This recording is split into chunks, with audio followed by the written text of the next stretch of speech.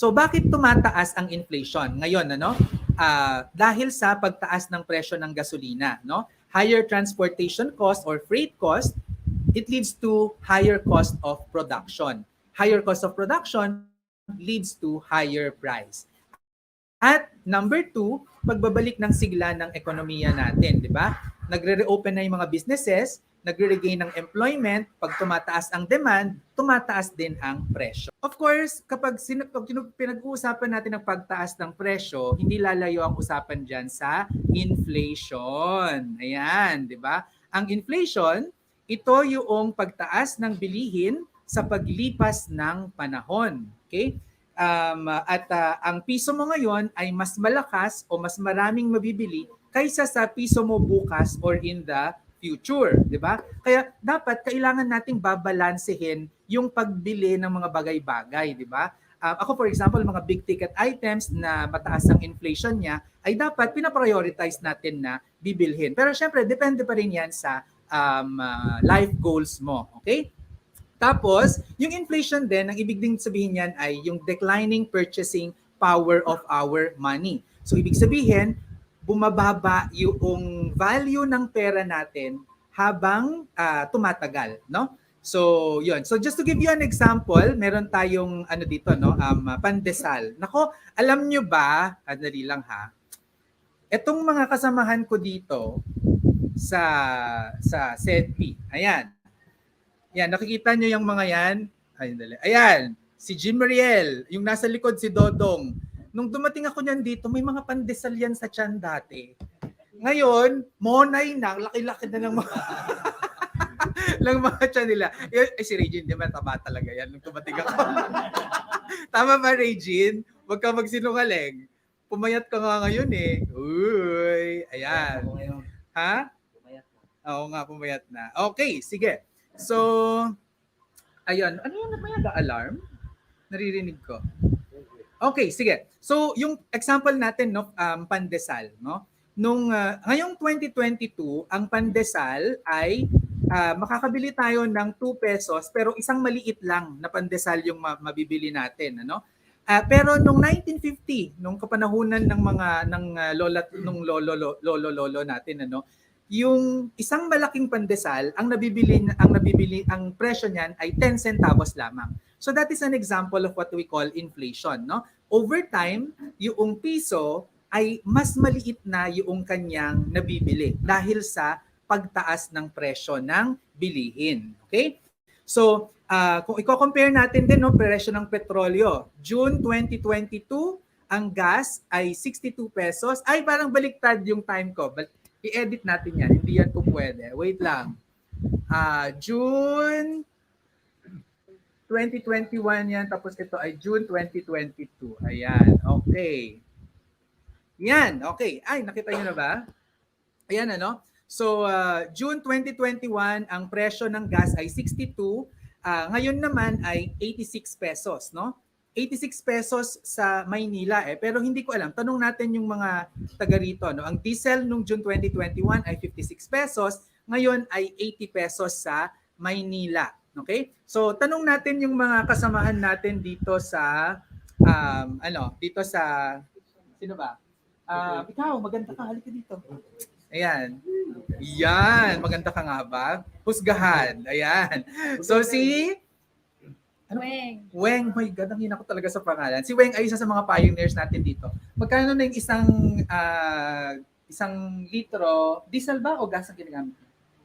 Gas. O saan ka bumibili? Saan area? Agusan del Sur. Sa Agusan del Sur. So magkano doon per liter? 86 pesos. 86 pesos. O kung makikita ninyo ha, dito sa presyo natin, presyong Maynila ay 80 pesos. So, kung mapapansin mo, Weng, mas mataas yung presyo ng diesel dito kumpara sa Maynila. Alam mo ba kung bakit? Baka malapit lang yung Manila. Madaling ma-access yung gasolina. Yes, so dito sa Agusan. Oo, kasi yung pag binabagsak yung ini-import natin na oil, usually sa NCR siya binabagsak. Tapos may transport cost pa papunta sa inyo. Okay? Dito mas malayo kaya mas mahal. Which Which no, so anong mas mabilis ang inflation? Dito sa probinsya o sa Maynila in terms of the gasoline? Dito sa probinsya. Pero nakakaloka, 'di ba? Mas mataas ang minimum wage sa Maynila kaysa dito.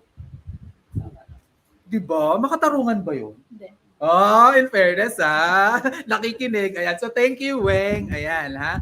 O mag-ready na si Norna May, ikaw yung susunod ha. Okay. Okay. So anong chismis? Ayan, okay. So ang annual inflation nito, no, yung sa presyo ng petrolyo natin sa gas, from 62 to 86, that is actually equivalent to 39%, di ba? Tapos ang diesel naman ay mas mataas, no, 43%, no? Kasi kino-compute yan kung ano yung year-on-year na pagtaas niya on a monthly basis. Pero ang nire-report ng gobyerno natin ay 5.2% per annum lamang, no, yung annual inflation. Sabi, grabe, ang bilis-bilis ng pagtaas ng presyo. Bakit 5% lang yung sinasabi? Nung tinignan natin yung petrolyo, 43, ilang percent ba yun? 39% at saka 43%. Well, the answer there is, mayroong kasing basket of goods na tinitignan yung gobyerno natin. At ang petrolyo ay isang bahagi lang nun. So i-explain ko yan sa inyo mamaya kung paano kino-compute yung inflation para magkaintindihan tayo, no? So ito, this is the Philippine GDP compared to inflation. Ayan, no, para mas makita ninyo. So kung ang GDP is the blue line and the orange line is the inflation. So ang gusto talaga natin dito na mangyari ay laging mas mabilis yung GDP natin, which is our gross domestic product, yan yung pagtaas ng ekonomiya natin kaysa sa pagtaas ng presyo ng bilihin, di ba? Ibig sabihin, kapag mas mataas ang presyo ng ating mas mabilis ang pagtaas ng ekonomiya kaysa sa bilis ng pagtaas ng presyo, ibig sabihin gumaganda yung buhay natin. And if you will observe from 2011 to 2019, laging mas mataas yung GDP natin compared sa inflation, no? Actually 2010 to 2019 except for 2011 pala. Makikita lang natin yung pagbagsak noong 2020, no, yung GDP natin, no? And that is primarily because of nangyari? Pandemic, 'di ba? Diyan yung nag-lockdown kasi tayo lahat, okay? So, ngayong 2022, May, 8% yung quarterly GDP natin, tapos 5.2% ang inflation, no? So, okay pa rin siya. Unlike sa US, 'di ba, na ang laki-laki na ng kanilang inflation rate, nasa I think 8 or 11%, 8 to 11% ang kanilang inflation rate. Tapos, ang kanilang GDP o growth ay nasa 1% to 2% lang. And they're actually predicting na by the end of the year, magre-recession sila. So, knock on wood tayo. Mayroong wood ba dyan? Ayan, mag-knock kayo sa wood. Ayan, knock on wood na hindi magre-recession ang Pilipinas gaya ng Amerika. Okay? So, yon. So, Consumer Price Index, no? Ang Consumer Price Index, ito yung indicator ng change in the average retail prices of a fixed basket of goods and services commonly purchased by household to a base year. Okay, so si Norna, tatabihan na niya ako dito, no? Kasi i-interviewin natin siya. Okay. So, para ma-discuss natin yung Consumer Price Index, Norna, no? Ang sabi diyan kasi ay basket of goods daw siya. So, namamalengke ka ba? Yes, sir. Yes, okay. So, i-describe mo nga sa amin kung ano-ano yung mga pinagkakagastusan mo sa isang buwan. Sa isang buwan is yung mga personal hygiene, sir. Personal hygiene. Yung Yes. magsimula tayo sa mga pinakamalaking budget items muna. Ano yung binibili mong pinakamahal? Siguro every month dapat makabili ako ng isang damit. Ay, damit agad? Yun yung pinakamahal? So pag tinignan mo yung budget mo, marami sa budget mo ang napupunta sa damit? Yes, sir. Yes? Hindi pagkain? Ay, pangalawa yung pagkain. Ay, pangalawa yung pagkain. ayan na, iba-iba talaga tayo ng lifestyle. So, pinakamahal, damit talaga, tapos pagkain, and then anong sunod? Pangatlo, yung panggala, yung pang ano ba, yung Oh, laag balaag, outing. laag, pang outing, laag, pang suroy-suroy, o pang gimmick. Ay, then, Yeah. panahon namin yung clubbing, ang tawag niyo dyan sa Maynila. Ano? Party. Yun nagsusunod. Ba talaga ang mga millennial ngayon, ha? Wala naman akong pakialam kung saan nila gagastusin yan. Basta sila ay nag-iipon ka ba? Meron naman akong savings sa sir. Oy, kulang yun. Ay, meron pa sir. Meron pa yun. Uy, baka meron ka naman kasama nagsisave. Pero na, malaki na sir. Pwede Ay, na, malaki na yung sinesave mo? pwede na makakuha ng ano sir. Ha? Tarak. Unsang tarak-tarak? Car. Ay, nako. Char, joke. Nako, may kakausapin ko kayo niyan mamaya, no? So, yun. So, yung consumer price index, kaya nga nang sabi natin, pag kino-compute yung, yung inflation, basket of goods siya. Okay? So, ang minomonitor ng gobyerno natin, ano yung mga binibili ng mga tao, so pagkain, damit, pabahay, transportation, ganyan, nilalagay nila yon sa isang basket, no? Ang tawag nila ay basket. Tapos yun ay minomonitor nila every month. Okay? Tapos ang meron niyan, every province sa Pilipinas, mayroong Philippine Statistics Authority point person na nagmo-monitor ng mga presyo na yun. Okay? Tapos kukumpara nila sa buwan na to, magkano yung change sa susunod na buwan. So may mga tumataas, may mga mostly tumataas, meron naman yung minsan bumababa, 'di ba? Tapos titingnan nila 'yon, i-weight nila, kukunin nila yung average, makukuha nila yung tinatawag na consumer price index. Anong ahensya yung nag-check ng ano sir? PSA nga, kakasabi ko lang di ba? Philippine Statistic Authority, not listening. Sorry, loading lang. Loading, joke lang. Ayan. Okay, thank you so much, Norna May. Si Norna May ang ating second newest branch manager as a Bayugan, no? Ayan. Mahilig siya kasing bumayug-bayug. Kaya siya ay sa Bayugan branch. Okay. Wait lang. Ano na yung susunod na ang init, guys? Ayun. Okay. Okay. Ang Consumer Price Index, ito yung most widely used in the calculation of inflation rate and purchasing power of the peso.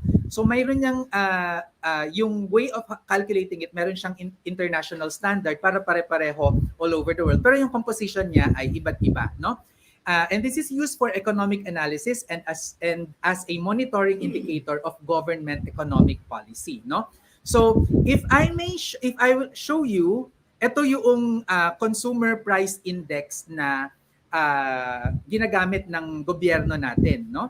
If you take a look at this, ang pinakamalaking item ay 38%, nasa 40% sabihin mo na, ay food and non-alcoholic beverages. So yun yung pinakamalaking ginagastos natin. Sunod yung housing, water, electricity, gas, and other fuels, no? Tapos kung titignan mo, yung transport ay nasa 7.81% lang, no, of the total for the whole Philippines.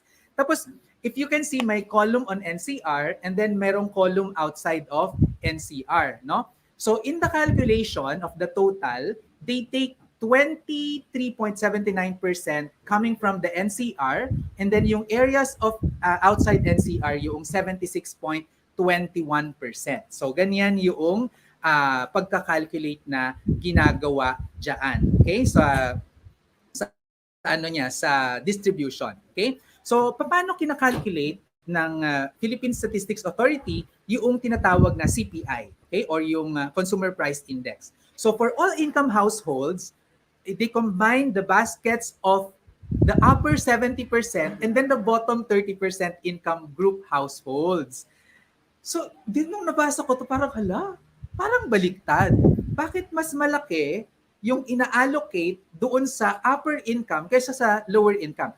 I would understand in the economic sense, no, in the macroeconomic sense, dahil mas malakas at mas madaming magbumili ang mga upper income, ay sila yung nalalagyan ng representation. Pero inisip ko, hindi yata siya reflective of our society, no? Kung ganon. Kasi baliktad siya no?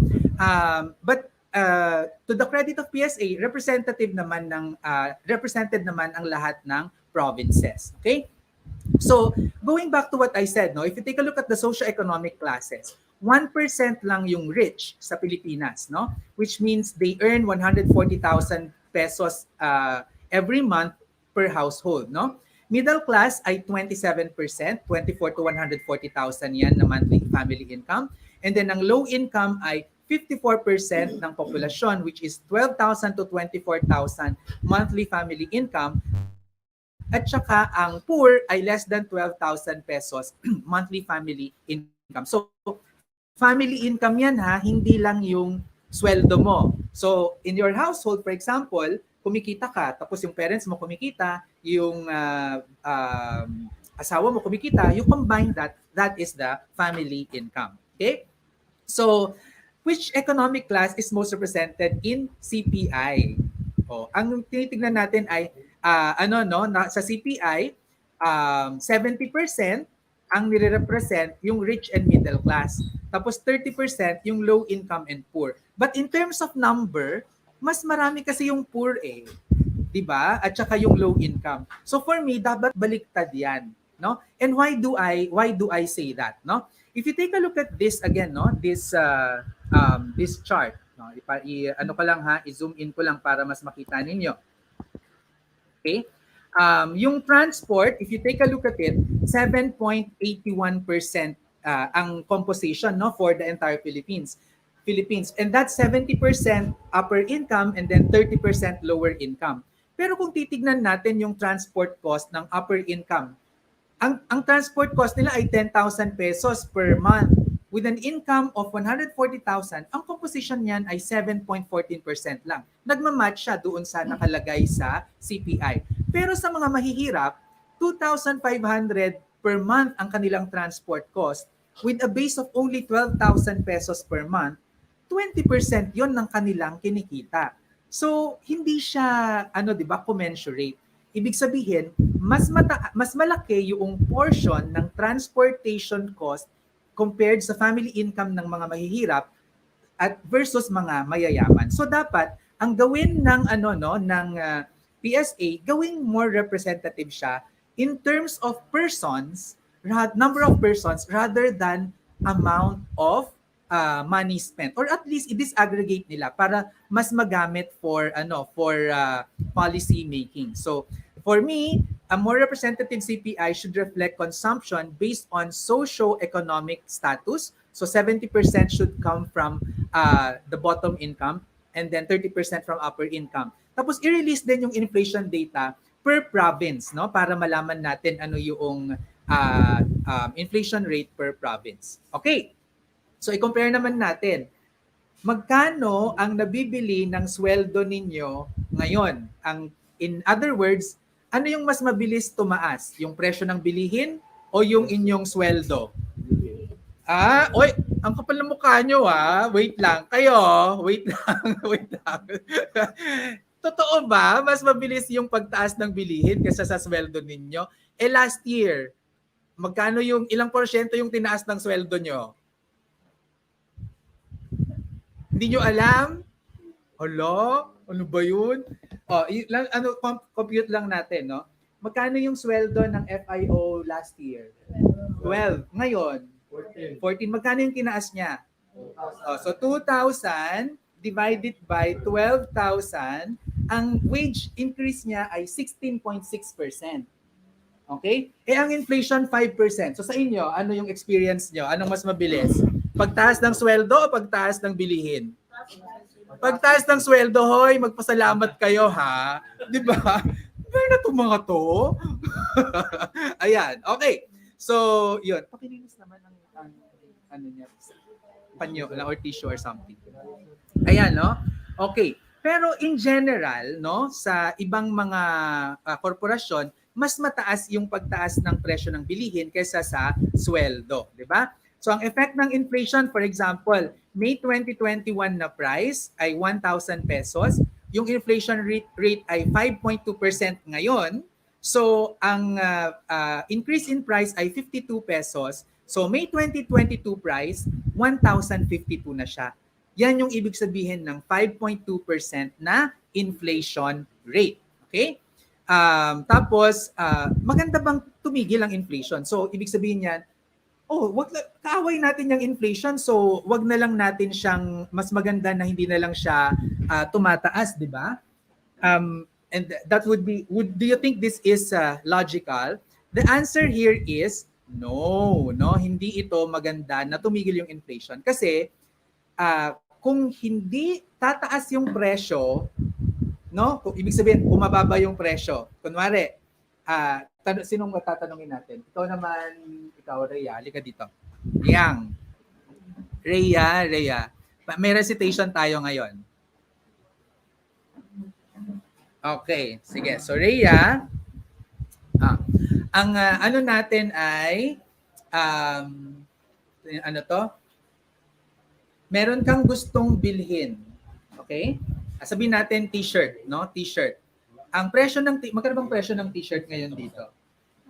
Thank you. 250 pesos, okay? So, kapag tataas yung presyo, alam mo na tataas yung presyo, magiging 300 pesos siya by December. Kailan ka bibili? Ngayon o sa December? Sir? Okay, at least honest siya, di ba? Why not, no? So, kunwari, ang presyo ng t-shirt ngayon ay 250. Pagdating ng December, magiging 300 pesos na siya. Pero meron ka namang pambili ngayon. Dito ka tumingin. Ayan. So, kailan ka bibili? Ngayon o sa December? Ngayon. Okay? So, kung wari naman, 300 pesos siya ngayon, tapos, alam mong sa December, magiging 250 pesos siya dahil sa deflation. Kailan ka bibili? Sa December, di ba? So, kung ako yung negosyante, ano yung advantage sa akin? Ngayon ka bibili o sa December?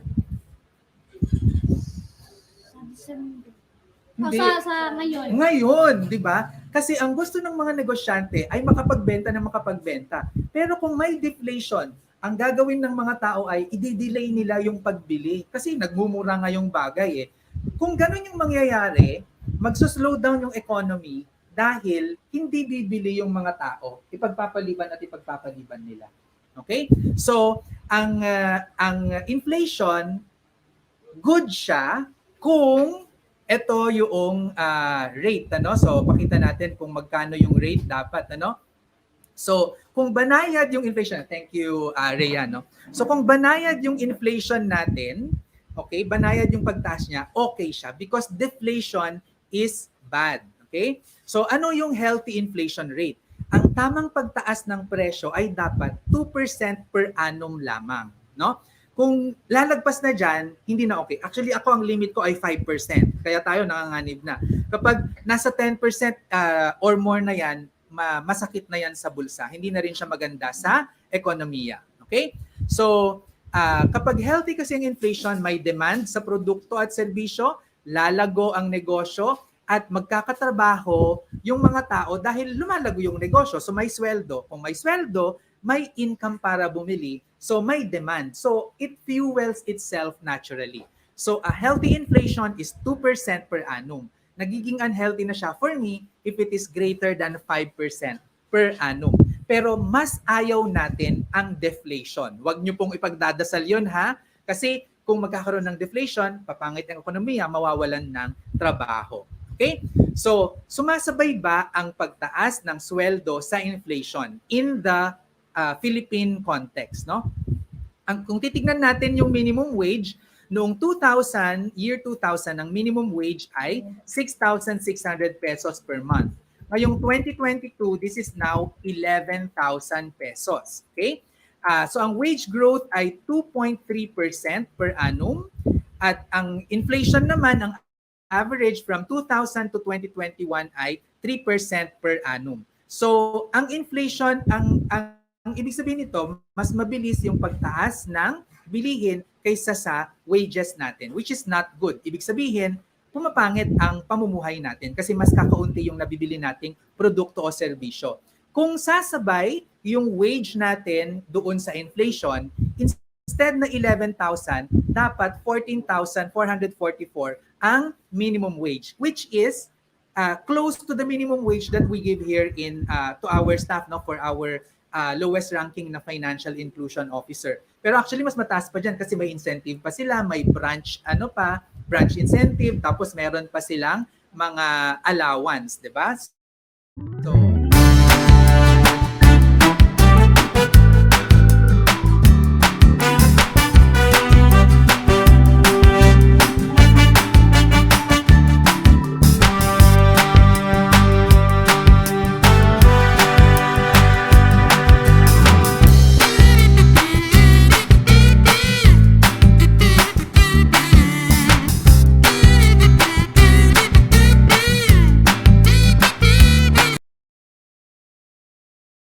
Freelancing or running your own business is not all fun and games the way most people make it out to be. Check out TaxSumo.